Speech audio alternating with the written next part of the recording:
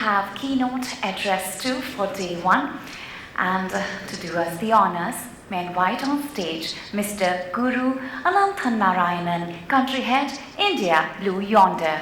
Let's have a huge round of applause for him, please. Warm welcome, sir.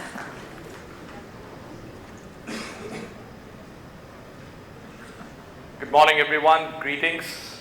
Wonderful to be here, and I love this tricolor flag or the tricolors behind us today.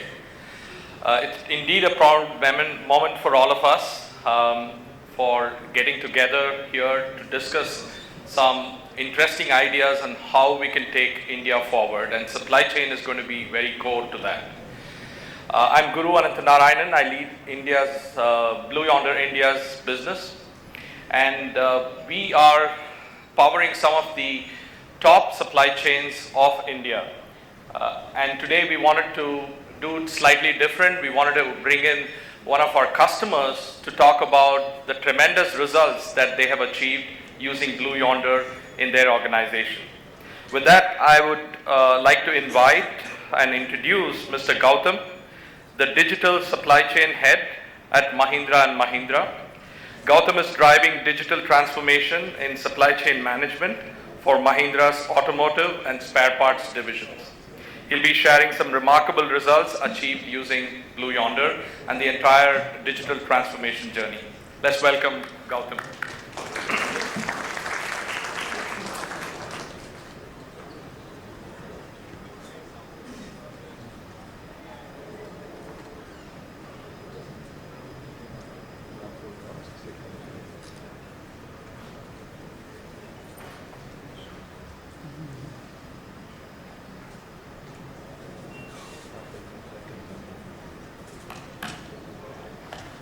Good morning, everyone. It is absolutely wonderful to be here. And thank you, Blue Yonder and Kamikaze, for the opportunity for sharing our story, sharing Mahindra's story, and how our partnership with Blue Yonder has helped achieve significant results and sustained results, I would say. I think we are entering almost 6th year of our partnership with Blue Yonder. And I think as we continue to improve our supply chains, I think we continue to see value of technology across our spares as well as our automotive sectors. My name is Gautam Hardikar, and as Guru mentioned, I head the digital supply chain for Mahindra & Mahindra Automotive Division. I've been in the sector for more than 15 years now, and I've been working with supply chain and technologies pretty much ever since the start of my career. I've led multiple transformations across companies, across sectors, and I've been with the Mahindra Group for almost 4 years now. Again, driving similar agenda and bringing technology-led transformations for our businesses. Today I'm going to spend some time talking about our spares business supply chain and our partnership with Blue Yonder and how they have helped us achieve business outcomes, business benefits, as well as have our organization's people's and skill set also significantly change and drive a different kind of intelligence in our people as well. I'm going to spend a couple of minutes on who we are. I think all of you know we're about a $20 billion US group. We of course have presence among several sectors. I've just highlighted a few key, which are primarily in the passenger and commercial segments. We are of course in the tractors and the agri market, which is one of the biggest, where we are market leaders, especially in the tractor segment. We of course are leaders in technology services ourselves and financial services as well. And we continue to operate in several other growth gems across different sectors. Our purpose is at the core of who we are. Our purpose certainly is to drive positive change in the lives of our communities, because we truly believe that we can only rise together when we enable our communities to rise. We of course provide massive employment opportunities for more than 260,000 individuals. We are in more than 100 countries. We have a massive supply chain ecosystem, close to 1,200 suppliers. We of course have significant dealership across all of these sectors and across the globe. Today I'm going to talk specifically on the auto and farm sector, where we are primarily in the personal, commercial vehicle segments. We of course are also in the tractor, trucks and buses and two-wheelers, and along with the construction equipment and power segments. Across all three, we certainly offer the three S, as we call it, across the dealership and distributor network. We have sales, spares, and service as the key offerings that we have to our customers. Today, again, I'm highlighting spares because that's the area which is pretty important, pretty critical. And our customer, and in the next slide, I'll come across why that is so important for us. I thought of playing a very old and very important video, but I thought let me just highlight what it means given the paucity of time. Our vehicles, whenever they are in the service station or garages, they directly impact livelihoods. They may be tractors, they may be your boleros and pickups, which are actually essential for moving goods, and tractors are critical during the season, and hence we cannot afford to have any of our vehicles in the garage not more than a day. So that's how important service and spares are to it. We also guarantee service at the right place at the right time, and these are locations which are quite unique, and that's what the highlight in the video was, which I wanted to show. What is an issue with spares is also the genuineness of the part, and I think that is important for us to have continued supply of genuine parts to our customers when he needs it, and have the assurance that the service is consistent and reliable. There is also the need to assure that as we upgrade our products, we continue to also support our aging products, right? And that's the key to spares market. That essentially means that we have a significantly long tail of parts, and the complexity on the supply chain therefore is 10x.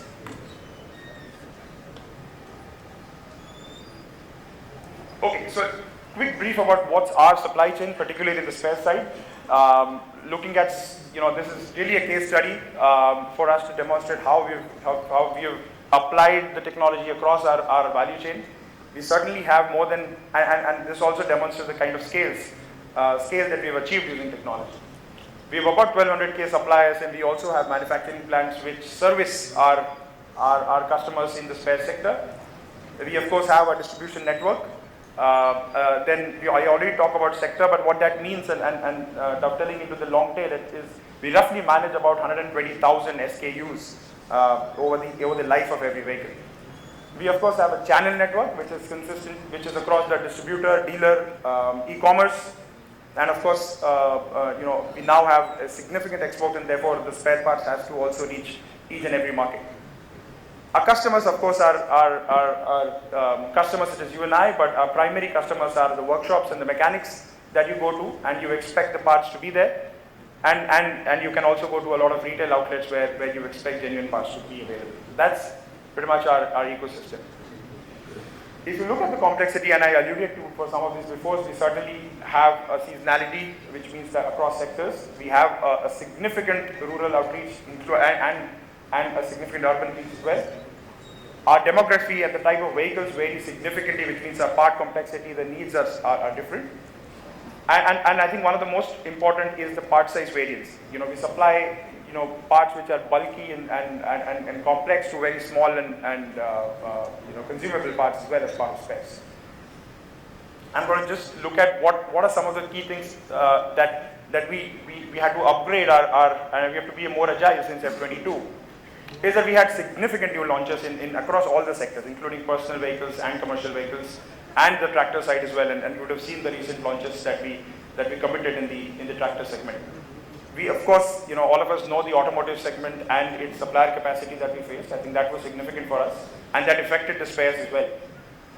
We had to have a lot of discontinued models which were more than 10 years, which were aging. And we had to have a lot of one-time buy for those stocks for those vehicles, which means that our inventory went high, and we had to ensure that we don't overstock or understock at the places. We had to manage inventories very well. Infrastructure, which means that how do we look at our warehouse space and how do we utilize the best out of them significantly. When we asked ourselves the question of what do we really need to operate at this level and ensure that our customers, we continue to deliver customers the value, We of course wanted the ability to manage these things, our operations at scale, and also be agile and fast in our lead times and commitment to our customers. We had to manage our transitions very seamlessly, which means that our products, our parts had to be sort of going engineering changes and had to be seamlessly looked at whenever a new part is introduced or an upgrade is done. Therefore, our balance between the demand and supply at each of our stocking locations had to be very critical.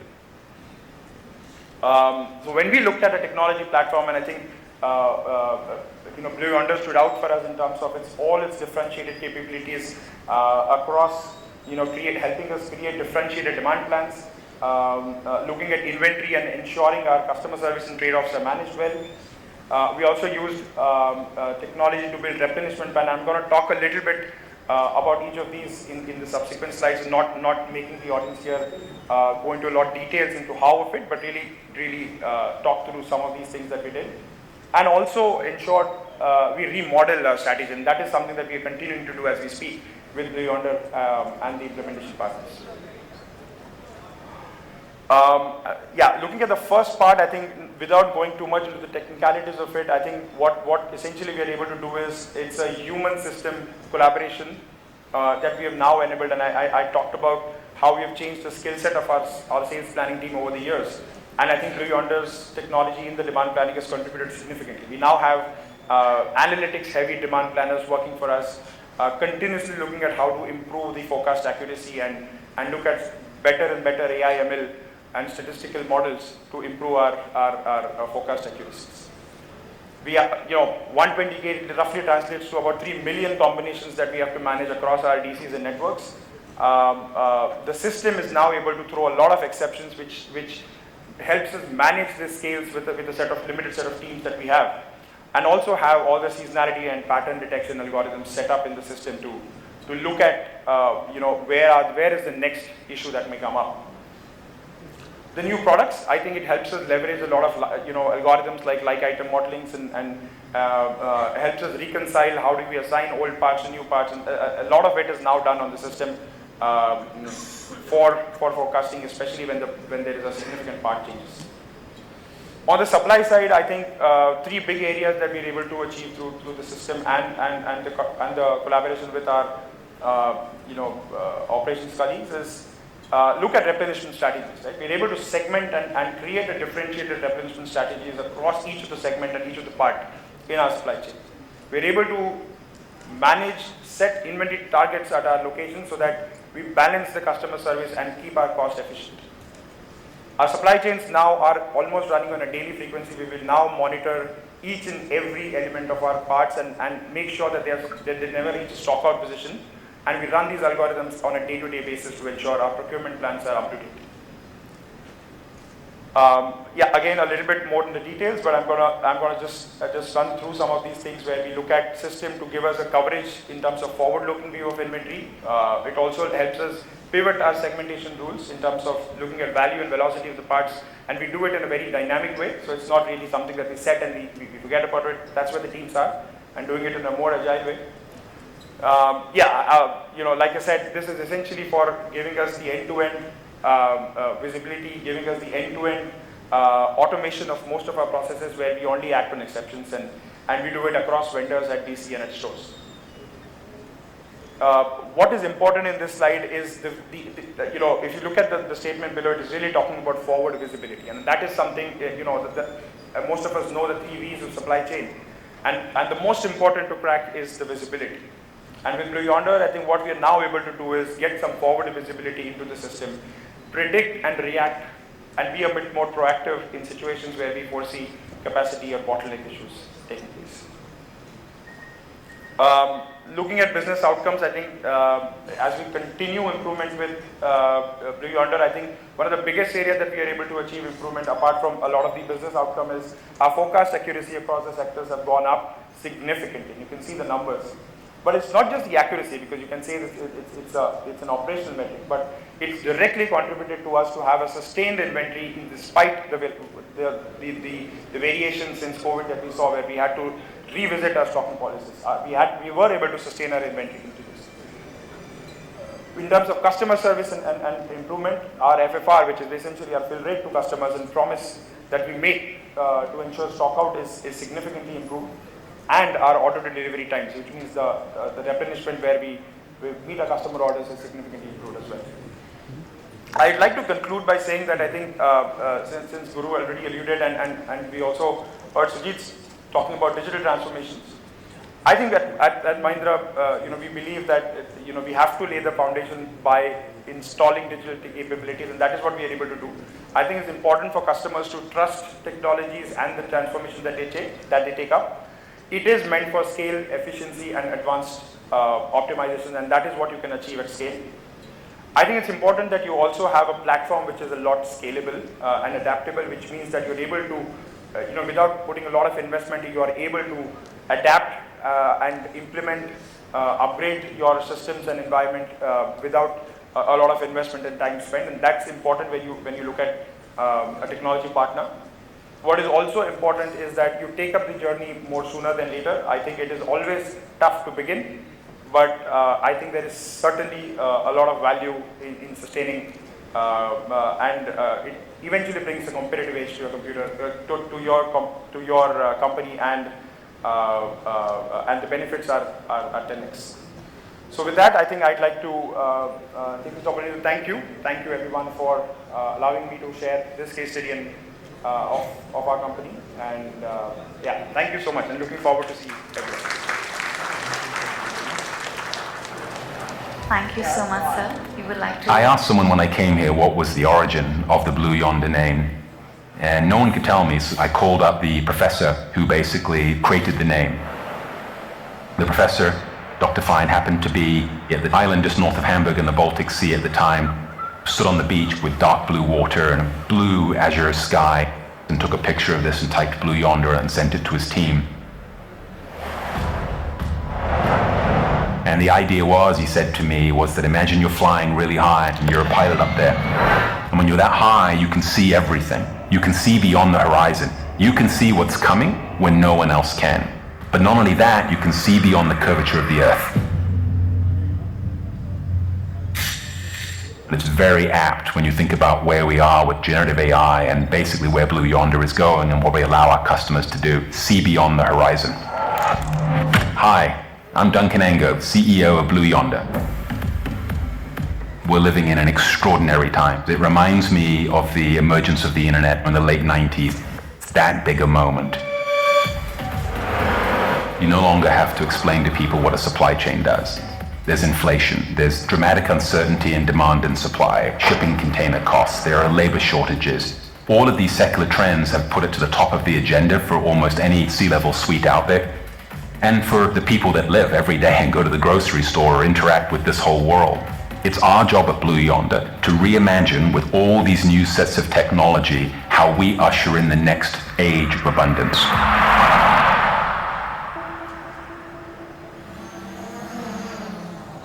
What do we do with generative AI, predictive AI, cloud data platforms, and robots to reimagine all of this on behalf of the planet? I'm very fortunate because I've been in this space for 30 years, and I've been in it from the consulting side, and I've been in it from the development side. And yes, if I didn't have this job, it would be my hobby on the weekend. We get to wake up every day reimagining what the rise of robotics and artificial intelligence and cloud data platforms means in terms of reimagining the way supply chains work. Reimagining how commerce and the human experience gets better and better through the application of this technology. So we are in the moment. We have phenomenal products protected by 400 plus patents. We've got incredible customers, 3,000 of the best brands and best supply chain practitioners in the world. We have passionate and smart and super hardworking associates at Blue Yonders that care for our customers and the outcomes that we're driving for them. We have a fantastic sponsor and owner in Panasonic who genuinely believe in building enduring companies that benefit society. And we have a whole new set of things that are driving supply chain to the top of the agenda, and a whole new set of technology capabilities to reimagine all of it on top of. So this confluence of all of these things means that the moment is now. I couldn't imagine being in a better place than Blue Yonder.